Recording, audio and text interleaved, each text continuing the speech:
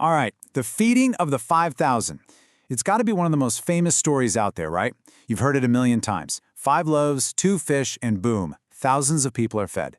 But what if the real point of the story wasn't about the food at all?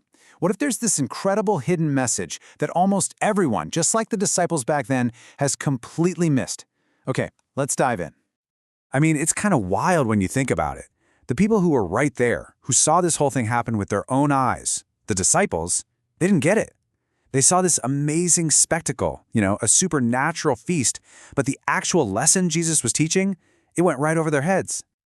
So that's really the big question we're going to tackle. If the disciples missed the point, and it wasn't just about making more bread and fish appear out of nowhere, then what on earth was Jesus actually trying to show them? And look, we know for a fact they missed it because Jesus actually calls them out later. You can almost hear the frustration in his voice, right? He's like, guys, do you still not understand? Are your hearts hardened? He's pointing them right back to that day, basically telling them, you missed something huge. Go back and look again. So if they missed the big idea, what was the key to unlocking it? Well, it's fascinating. When Jesus talks to them about it later, he doesn't ask, hey, how was the bread? Or wasn't the crowd amazed? No. He points them specifically to the numbers, the loaves, the fish, the people, the leftovers. He's basically saying, hey, look closer. These aren't just random details. They're clues. First up, the loaves. He points to the 5 loaves. And then the 2 fish, another super specific number. He also has them recall the sheer size of the crowd, 5,000 people. And finally, he hammers home the amount of leftovers, exactly 12 baskets full. I mean, Jesus is practically screaming at them that these numbers aren't a coincidence. It's a code. And to get the real miracle, you've got to crack it. Okay, so to crack this code, we've got to do a little time traveling in our minds. We need to stop thinking like we do today in the 21st century and start trying to think like a first century Jew. See, their world wasn't really built on abstract philosophical ideas. It was built on concrete pictures, on symbols you could almost touch and feel. And the main tool they used for this was something called gematria. Now, this isn't some kind of spooky, mysterious numerology. It was a really common teaching method for rabbis back then. It's just the idea that numbers weren't only for counting. They also carried deeper symbolic meanings that pointed to big ideas from their scriptures. This is actually a perfect way to see the difference. We tend to use these big, abstract, philosophical words. We say, God is omniscient. They would say, God is a rock. We'd say, God is omnipresent. They'd say, God is fresh bread. See the difference? For them, God's stability wasn't some abstract idea. It was a solid rock. His provision wasn't a theory. It was like fresh bread in your hands. His protection was a powerful eagle's wing. We have to get into this pictorial way of thinking to understand what's happening here. All right, so with that picture-based mindset as our key, let's go back to those clues. Let's see what Jesus was really saying. It's time to crack this code.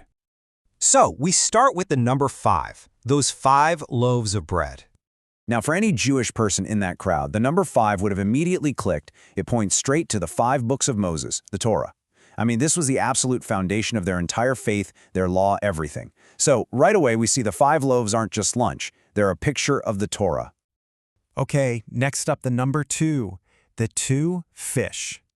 And again, this is a direct hit. The number 2 points to the 2 stone tablets of the law that God gave Moses, the 10 Commandments. So just stop and picture what Jesus is holding. This isn't just a snack. He's holding the Torah, the 5 loaves, and the law, the 2 fish. And this is where it gets absolutely brilliant. What's 5 plus 2? 7. And in Jewish thinking, 7 is the number of divine perfection, of completion. So Jesus is symbolically holding the complete and perfect law of God in his hands. So what about the crowd? The 5,000 people. Why that number specifically? Well, this wasn't just a random head count. It was symbolic. You take the number 5, which we now know stands for the Torah, and you multiply it by 1,000, which in their culture often represented the fullness of a community. So what do you get?